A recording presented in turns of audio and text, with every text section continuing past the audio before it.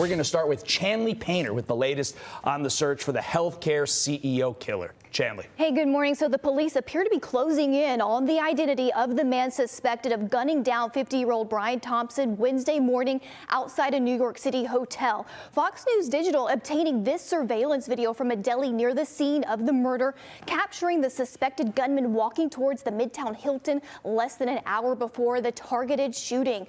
Police sources now revealing the suspect arrived in the city more than a week ago on a Greyhound bus from Atlanta before checking into a hostel in the Upper West Side using a fake ID, paying in cash. These photos were taken at that hostel, the first images to show the alleged masked assassin's face, smiling. Reportedly in a moment, he pulled his face covering down to flirt with the hostel clerk. Police sources saying he shared a room there with at least 2 other men. What I heard is that he stayed on the 407, like really next to the bathroom, like right next to mine. I'm used to violence because I'm from Rio de Janeiro. There's a lot there, but like not that kind of like cold and meticulous and professional killing. Police sources also revealing to Fox they have a cell phone they believed was dropped by the suspect near the scene with fingerprints, and a water bottle purchased by the suspect at a nearby Starbucks that is being used to build a DNA profile. And while a motive is still not clear, as we reported yesterday, the suspect left behind possible clues in the words "deny, depose, and defend" written on those shell casings and live rounds there at the scene, possibly a message to the murdered CEO of one of the largest healthcare companies in the world. Guys. All right, Chanley Painter live for us. Chanley, thank you so much. Let's bring in Philip Klein. Philip's security firm provided bodyguard service for Brian Thompson. And Philip, you knew him personally and say he was a very nice guy. So tell us what stands out to you the most about this shocking situation. Well, what stands out most to me is the inability to provide him security in New York City while he's going to give a speech to many mad stockholders and possibly mad clients of the healthcare company. We are still trying to figure out, and it'll come out one day, did he deny security and say, look, I don't want security around me? Because he does run one of the, if not the biggest healthcare industry in the world. Or secondarily, does the healthcare company not provide him security? Whatever it is, in my 41 years as being a personal protection officer, I've never seen a security faux pas this big in our industry. That is fascinating, because I think that was a question so many of us are wondering. You're looking at the video on the screen.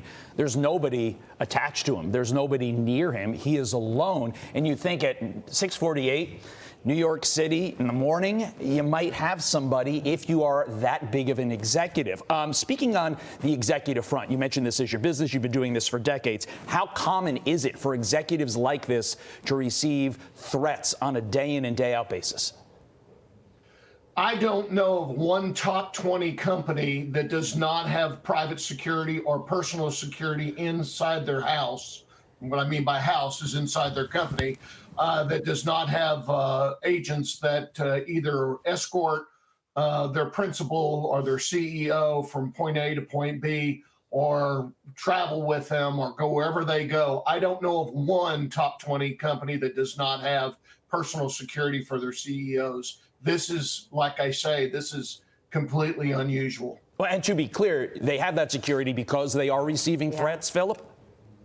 Absolutely. Okay. Yeah, you get threats, you know, especially in today's world. If you look at the anger of the American people, let's say in the food service industry, my phone rang off the wall yesterday with people in the food service industry. Right. Their CEOs are getting death threats. My eggs cost too much. My milk costs too much. I go to your grocery store, it costs too much.